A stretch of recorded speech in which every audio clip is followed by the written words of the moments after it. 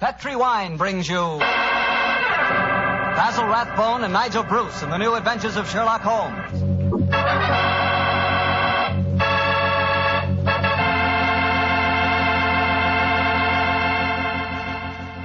The Petri family, the family that took time to bring you good wine, invite you to spend the next half hour listening to Dr. Watson tell us another exciting adventure he shared with his old friend, that master detective, Sherlock Holmes. And I'd like to tell you about something you ought to share with your family before dinner. And that's Petri California Sherry. Because Petri Sherry can make that time before dinner a high spot in your day. That Petri Sherry is a truly fine wine. Its color is a deep amber, rich and inviting. And the wine is wonderfully smooth and full-bodied. Flavor, just swell. Honestly, I mean it when I say the best beginning a good meal ever had is a glass of Petri Sherry. Oh, and look, if some of your family like their sherry dry, not sweet, they'll really like Petri Pale Dry Sherry. So to be sure you please everyone, don't buy one, buy two. Buy the regular Petri Sherry and Petri Pale Dry Sherry.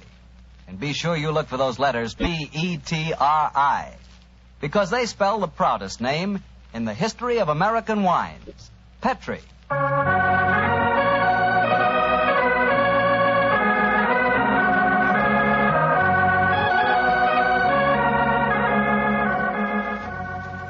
And now I know our good friend Dr. Watson's expecting us. Let's go in and join him. Come in. Good evening, Doctor. Good evening, Mr. Bartell. Say, how are you feeling, Doctor? All over that attack of flu you had? I'm feeling very much better, thank you, my boy. I'm still a little weak. We old fossils take much longer to get over that sort of thing than you young fellas. Well, you take good care of yourself, Doctor. You've got a lot of friends, you know. Oh, I'm very glad to hear that. Thank you, Mr. Bartell. And now settle yourself down, and I'll get on with tonight's new Sherlock Holmes adventure. Where did it take place? You may not be familiar with the names of Jersey, Guernsey, Alderney, and Sark, but those are the four principal islands that make up the group known as the Channel Islands. Oh, yes, Doctor, I have heard of them.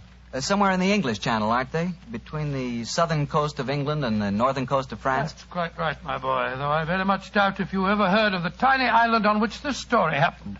It was the island of Garth, a minute but self-contained spot with a population of just under 1,000 inhabitants, subsisting, and from what I saw of the island in those days, subsisting very well on its dairy products. Was it under the rule of the British government, Doctor? No, Mr. Bartell, not exactly. You see, the island belonged to a family by the name of Horn. The head of the family, who was known as the Seigneur of Garth, was an independent ruler owing nominal allegiance to the King of England. That allegiance was expressed by one of those traditional ceremonies in which the Seigneur annually presented 1 pound of freshly churned butter to a representative of the British Crown. Times haven't changed much, have they, Doctor? Pound of butter is still worth a king's ransom. But tell me, what were you and the great Sherlock Holmes doing on the island of Garth? Well, I just coming to that, my boy, if you'll give me a minute. It was in the summer of 1896 when, to my utter amazement, Holmes informed me that we were going to the island of Garth as the official representatives of the British Crown to accept the annual presentation of butter. At the time, I must confess, I couldn't see why Holmes wanted to accept such a ridiculous mission. It was only as we approached the island in a small fishing boat that he told me a great deal more was at stake than a pound of butter. Unfortunately, Mr. Bartell, I'm not much of a sailor, and as the wind was blowing hard and the sea racing, I'm afraid I wasn't a very intelligent companion.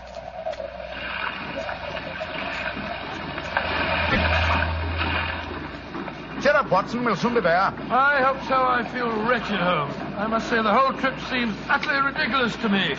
Plunging and bobbing about in a little boat in a raging torrent just because somebody wants to give somebody else a pound of butter. Dear old Watson, you don't really think our mission is so innocuous, do you? Then why are we going to the island of Garth? We're going to the island of Garth at the express wish of its present ruler, Martha Horn. Martha Horn? I never heard of her. She's an extremely spirited old lady, and the only woman who dared tell a certain resident of Windsor Castle that she looked devilishly dowdy for an empress. Great Scott, you mean that I mean, Watson, that Martha Horn's behests are not lightly disregarded. Obviously, she wishes to see me urgently. Also, my brother Mycroft put pressure on me. He reminded me that a visit to Garth might be closely allied to this emerald tie pin I wear. Of course, you recall the origin of this pin. Well, naturally. That lady at Windsor Castle gave it to you after our little trouble last year. over those stolen plans for the Bruce Partington submarine. Exactly, my dear fellow. But remember that the spy Oberstein had put those plans up for auction in all the naval centers of Europe. Some hint of their nature must have leaked out. It's even possible that other powers may be able by now to duplicate the pride of our submarine fleet. And whoever controls the channel, Watson, controls England. Well, they're dropping anchor, and yet we're still a quarter of a mile out from the island. Why do you think they're doing that? Here comes the skipper. He'll tell us. Here is as close to the island as we may approach, monsieur. We have already sent signals. A smaller boat is putting out for you. It will be here in a little while. Thank you. A smaller boat. Good Lord. Holmes, you were hinting at the naval significance of the island of Garth. Yes, old chap, I was. Well, what good would it be as a port if even a small boat like this can only come within half a mile of it? For a surface vessel, no. But we were speaking of submarines. Garth, I learned from the encyclopedia, boasts a magnificent interior cavern accessible only through underwater channels. Great Scott, an ideal natural harbor and dry dock for a submarine fleet. Precisely. And on the control of the island of Garth, Watson, may well rest the fate of the British Isles. Now, old chap, perhaps you see why Mycroft was so anxious for us to collect a pound of butter.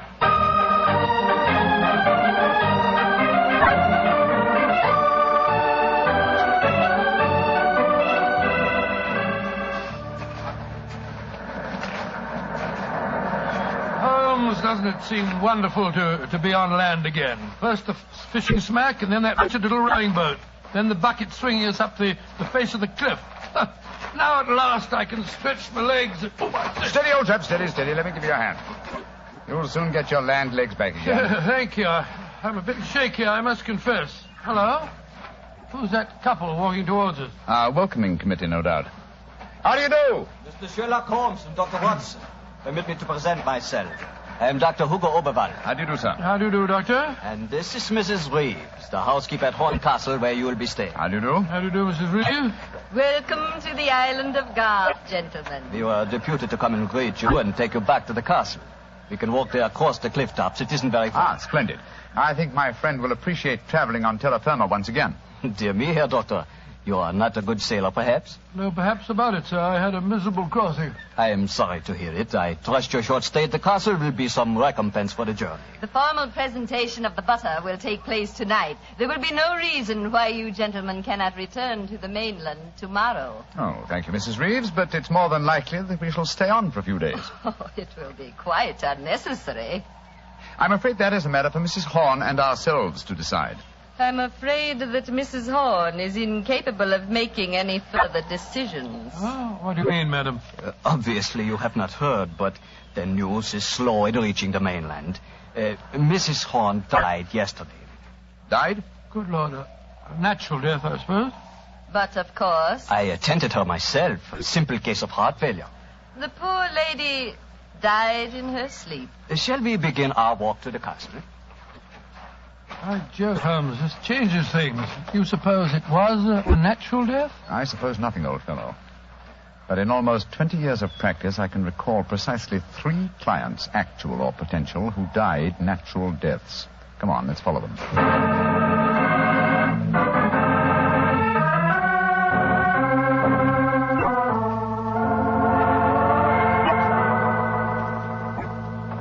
Mr. Sherlock Holmes, Dr. Watson, this is Mr. Christopher Horn, grandson of Mrs. Horn and the new ruler of Garth. How do you do? Hello. How do you do, sir? It's very nice of you fellows to come over here. Too bad you had to arrive just as the poor old gal kicked the bucket, though. Allow me to offer my condolences on your grandmother's death, sir. Yes, indeed, Mr. Horn. Thank you. It was a ghastly business. I found her, you know. Christopher. Frightful sight. There was an awful silly grin on the old dear's face, and... Don't you think it would be more to the point if you were to explain the ceremony in connection with tonight's presentation? You're right, Reeve. Reeve is a terrible tyrant, but she is efficient. Don't know what I'd do without her. Always ran everything for poor old Granny. Why, when the old girl was ill, she... Christopher, I gave you a schedule of the ceremonies this morning. What did you do with it? Dash it, Reeve, I don't know. Must have lost it. And I have my own copy in the study. I swear I don't know what I'd do without you. Excuse us a moment, gentlemen. I'll be back in a jiffy. Holmes, what in thunder's going on here? That boy's completely under the thumb of Mrs. Reeves. He was trying to tell us something, but that frightful woman kept changing the subject. He spoke of an awful, silly grin on the dead woman's face. Didn't that suggest something to you? By Jove, that's one of the characteristic symptoms of strychnine poisoning. Exactly, old fellow.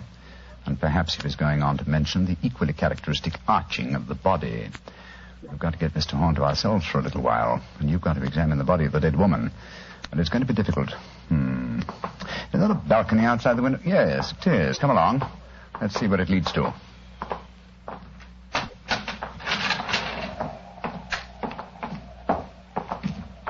The balcony seems to lead right round this particular wing of the castle.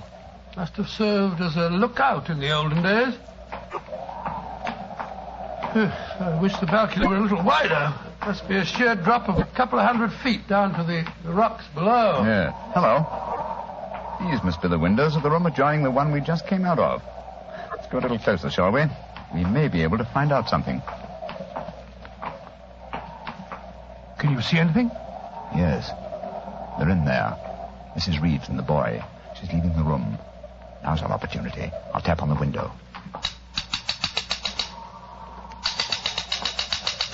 He's seen us.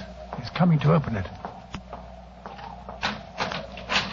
What are you two doing out there? Admiring the view? Yes, my boy, it's quite beautiful. Mr. Horn. Yes, Mr. Holmes. I was a great admirer of your grandmother. And I was interested in what you were telling me of her death. She had a grin on her face, you said. Yes, it was awful. Her body was all hunched up like a croquet hoop. Really? Of course, Dr. Oberwald said it was perfectly all right, but I must say it seemed dashed odd to me. Yes, it was far from all right, I assure you. And you started to say something else. What was it? Let me see. You said, when she was ill... Oh, yes, that was a silly business. When she was ill, she thought she was in danger from poisoning, so she made Mrs. Reeves taste all her food and drink. Did she really? Where is your grandmother's body now? In the West Wing. The funeral's to be tomorrow morning. I see. Where did Mrs. Reeves go? I'm here on the balcony behind you, gentlemen, listening to your conversation with the greatest interest. Christopher, let me warn you. These men are the emissaries of the British government. They would stop at nothing to take the island over. These men are trying to influence you against me, against Reevy, who has looked after you ever since you were born, and who tries to protect you now that your grandmother has gone and you are alone. Yes, I know, Reevy, but after all... That is your pride as the head of the Horn family, the Seigneur of Garth. The Garth that I'm trying to save for you. This man is completely unscrupulous. He was about to accuse me of murder. Weren't you, Mr. Sherlock Holmes? The thought had occurred to me, Mrs. Reeves. Of course it had, because you wished to poison Christopher's mind against me. Well, Mr. Holmes, we have no police on the island of Garth. Our only law is the word of the Seigneur, and Christopher now holds that title. Seigneur, what do you say? Will you allow an Englishman to blind you by accusing me of being a murderess? Mr. Holmes, Dr. Watson, I shall meet you at the ceremony tonight. Beyond that, I don't care to speak to you again. Good day. A shame to spoil your plans, isn't it, Mr. Holmes? Well, upon my soul. Magnificent, Watson. Magnificent. A murderess who seeks to defeat me by accusing herself. Superb. It's a new game, my dear fellow, and one that must be played to a finish.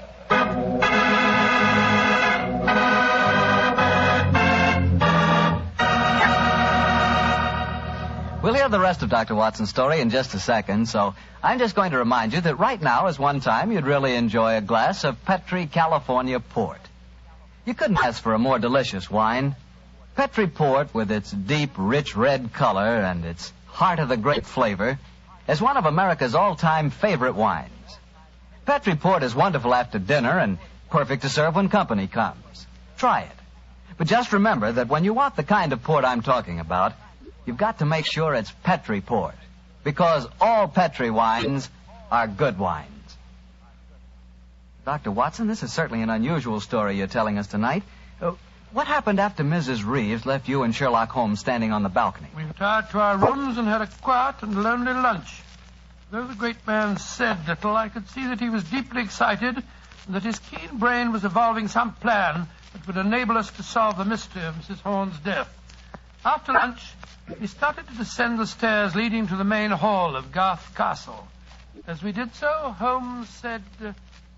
Watson, We're in no danger ourselves.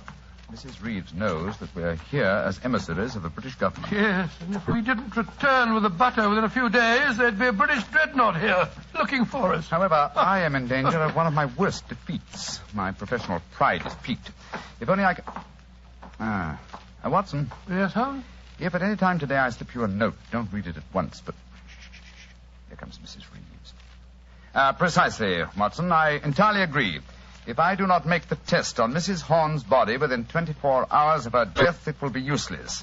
I must make it by 3 o'clock this afternoon. Mr. Holmes. Oh, yes, Mrs. Reeves.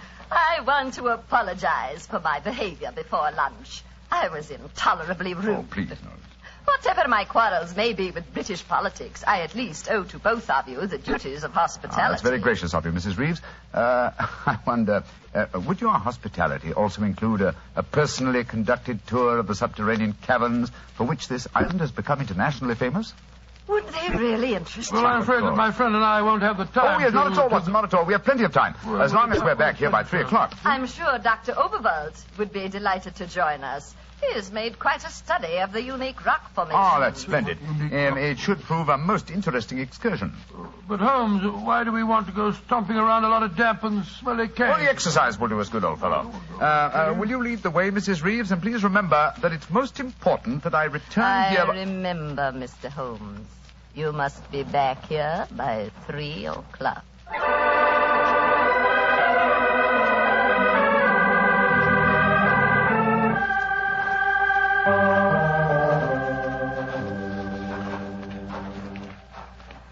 A little further, Mr. Holmes, and we shall reach the giant cavern. Most interesting. Watson and Dr. Oberwald seem to have lagged behind us somewhat. They will be here in a moment.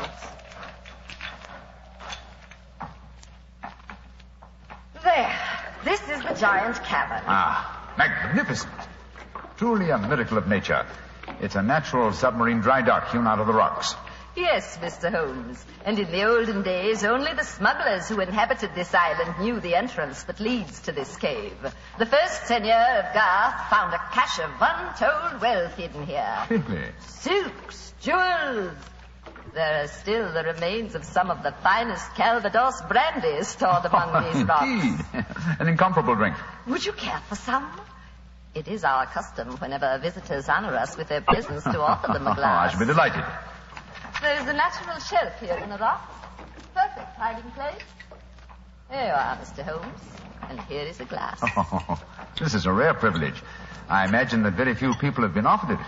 Only our most distinguished visitors, I assure you.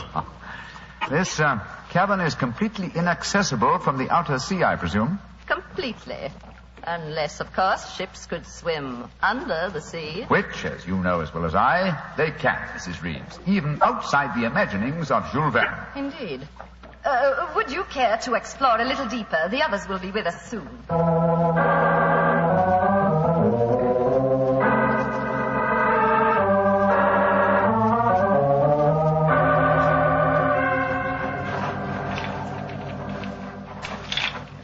Dr. Oberwald, the others seem to be some way ahead of us. Yes, they do, don't they, Doctor? Holmes? Holmes, where are you? Dear me, I'm afraid we cannot follow them. What do you mean? The next cavern is already cut off by the rising tide. Great Scott, you mean that they're cut off? I am afraid so. But do not worry here, Doctor. In a few hours, the tide will recede. They are in no danger. Just, shall I say, temporarily marooned.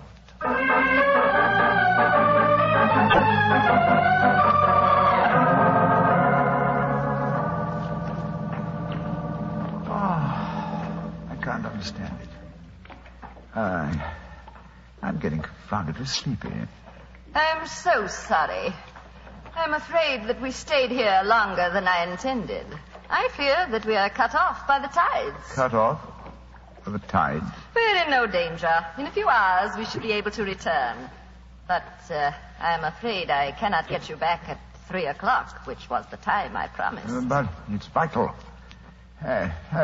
Absolutely vital that I get back. I'm so sleepy.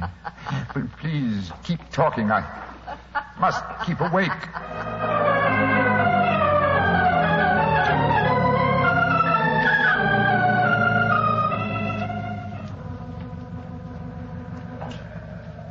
Dr. Oberl, I must get to Sherlock Holmes at once. I am sorry, Herr Doctor, but we are not able to control the forces of nature. We cannot force the water to recede. Your friend is in no danger. No, but he's got a most important test that he must make by 3 o'clock. I am afraid that will be impossible. I've got to do something. I should have come to these blasted caves in the first place. I don't know what on earth I ought to do. By Jove, that note that Holmes gave me, he told me to open it if... where did I put it? Ah, here it is. A note for Mr. Sherlock Holmes, eh? Vital that you make medical test. Great Scott, Dr. Overall, it's absolutely necessary for me to return to the castle at once. Indeed. A note for Mr. Sherlock Holmes, and now it is most important that you return to the castle. No, my fine English friend. I am afraid I cannot allow you to. Oh, I don't know how you propose to stop me, sir. You see this revolver? And do you see this stick? I warn you, Herr Doctor. Oh, no, you don't. I'm sorry you can't hear me, Dr. Overville, but when Sherlock Holmes gives me orders, I carry them out.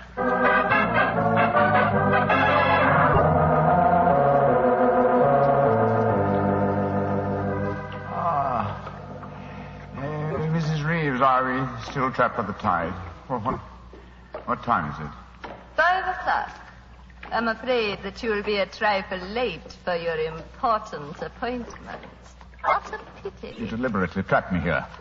You drugged the brandy and kept me a prisoner. Did I? Now, why should I do that, Mr. Holmes? Because you're greedy for power. That's obvious in your domination of that pleasant though weak young man who is now Senor of Garth. I'm sure your beliefs would find support in certain ideologies now arising in Germany. Your choice of a German doctor as an accomplice in your plans would support that theory. And what might my plans be? I should say that you're determined to give Garth as a submarine base to Germany. With this island in their power, they could control the channel. Very interesting. And I suppose, as well as being a spy, I'm responsible for Mrs. Horn's murder? You and Dr. Oberval between you. She was too strong for you. You had to get her out of the way. You probably made subtle attempts on her life at first, the origin of which you did not realize, but which caused her eventually to send for me. My arrival forced your hand, and so you and Dr. Oberval resorted to the quite unsubtle expedient of poisoning her.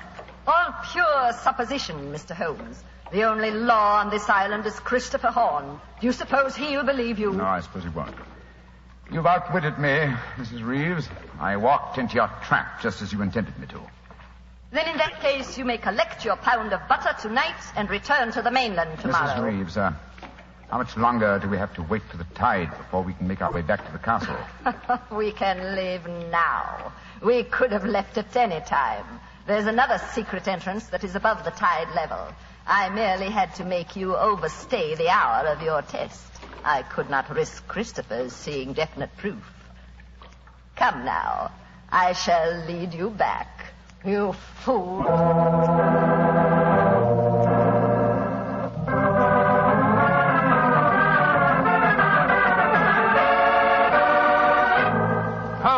Holmes, where have you been all this time? Mind that, Watson. Did you open the note? Yes? Followed my instructions? Yes, it was, as you suspected. Thank heaven, old chap. Then now we can hoist her with our own petard. Shh. Here she comes. I'm glad to see, gentlemen, that you have assembled here in the seigneur's room. The ceremony of presenting the butter traditionally takes place here. As soon as Christopher arrives, we will explain our customs in this matter. Dr. Watson, I trust that Herr Oberwald proved an interesting companion on your excursion this afternoon. Yes, indeed, most interesting. We had a discussion of the relative merits of the walking stick versus the revolver. I think I was able to make my argument fairly convincing. Where is Dr. Oberwald now? I imagine he's lying down. He had all the symptoms of impending headache when I saw him last. Why are you smiling, Mr. Holmes? What's been going on? I'm afraid, Mrs. Reeves, that your plans have misfired rather badly. As soon as Mr. Horn arrives, I expect you will be under arrest for murder and high treason. Christopher would never believe you. Wouldn't I?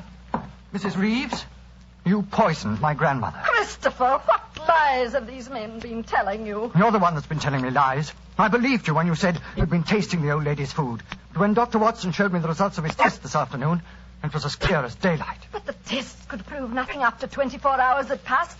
You said so yourself, Mr. Holmes. A deliberate lie, Mrs. Reeves. I'm afraid that I invented that mythical 24-hour test. I knew that as soon as I mentioned it, you would attempt to prevent my carrying it out. So I was delighted when you fell into my trap. You thought that you were shanghaiing me, whereas in reality I was shanghaiing you. My job is to prove your guilt to the senor.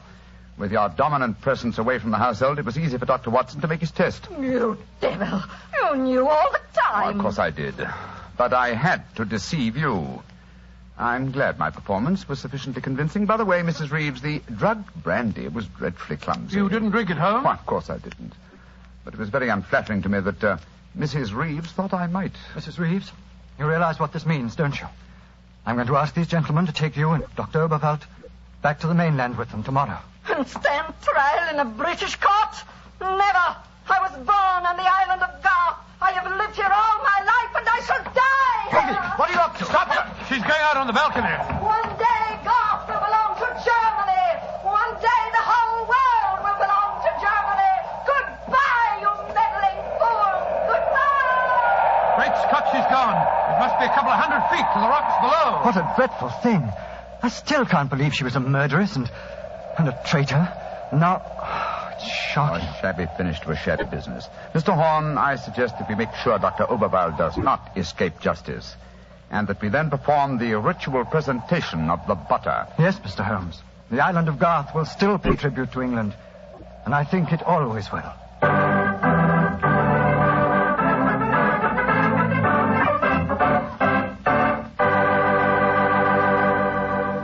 Well, Doctor, that was some story. So Germany didn't get the island of Garth after all. No, Mr. Bartell. In fact, in after years, the island proved to be an invaluable submarine base for England. Say, what about the pound of butter? Did Holmes get it? Oh, yes. But why are you so interested in the butter? Are you kidding? In our house, butter is our second most favorite topic of conversation. Your second most favorite? Well, what's your favorite topic of conversation? Remember, you asked me. Petri wine. Oh, as if I didn't know. Doctor, that Petri wine is something to really talk about. You know, the Petri family has been making wine for generations. Why, the art of making fine wine is their heritage, handed down from father to son, from father to son. Believe me, when it comes to turning luscious, sun-ripened California grapes into fragrant, delicious wine, the Petri family really knows how. And they're proud of their wine, too. That's why the name Petri on a bottle of wine really means something. It's the personal assurance of the Petri family that every drop of that wine is good wine. It ought to be, because Petri took time to bring you good wine. Well, Dr. Watson, what new Sherlock Holmes adventure do you have lined up for us next week? Next week, Mr. Bartell, I'm going to tell you a story that took place on the Sussex Downs many, many years ago. It concerns a young girl, a painter in watercolors, and a very wise old lady. I call it The Adventure of the Living Doll.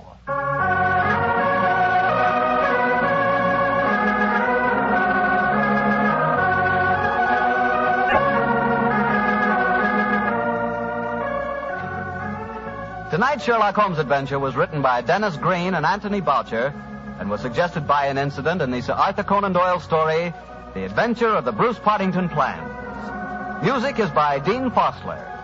Mr. Rathbone appears through the courtesy of Metro-Goldwyn-Mayer, and Mr. Bruce through the courtesy of Universal Pictures, where they are now starring in the Sherlock Holmes series.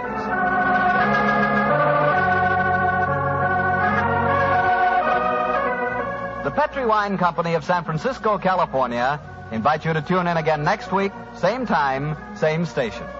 Sherlock Holmes comes to you from our Hollywood studios.